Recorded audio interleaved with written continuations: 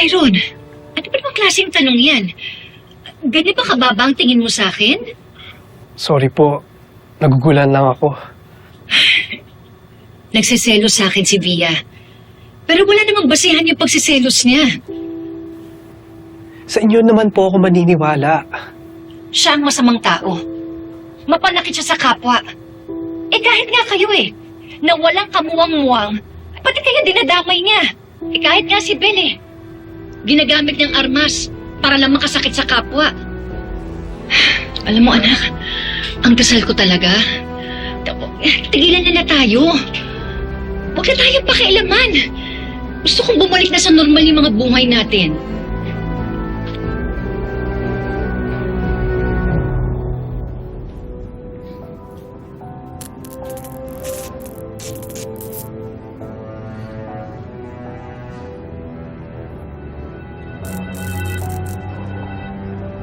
Tali! Tali! Huwag kang matulog! Tali! Gising! Tali! Tali! Tali!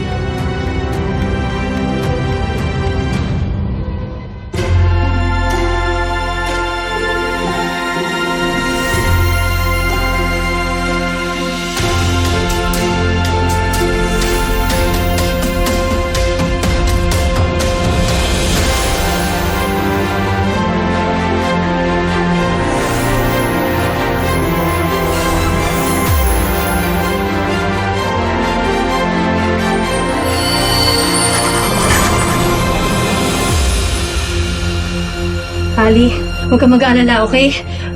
Maghahanap ako ng ibang way out. Okay? Wait. Babalik ako, wait.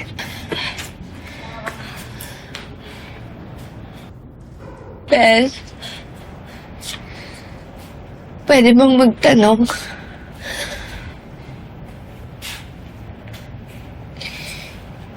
Ano bang pakiramdam maging isang ampon?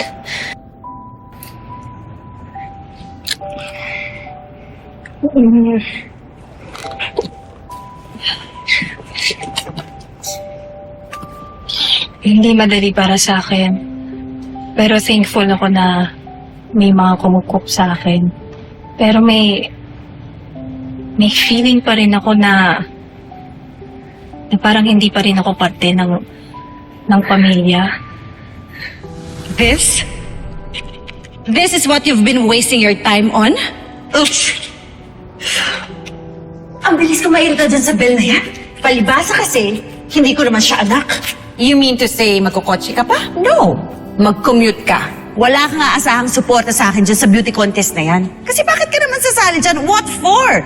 Do you honestly believe na mananalo ka dyan? Iba kasing klase yung art mo eh.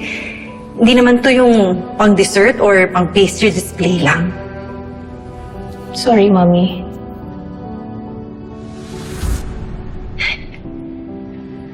Parang may malaking wall in between my mom and I.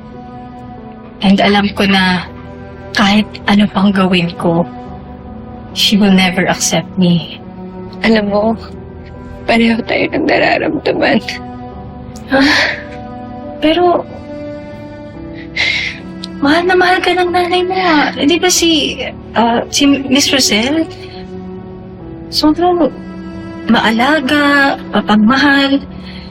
Minsan nga, iniisip ko na what if siya yung maging nanay ko?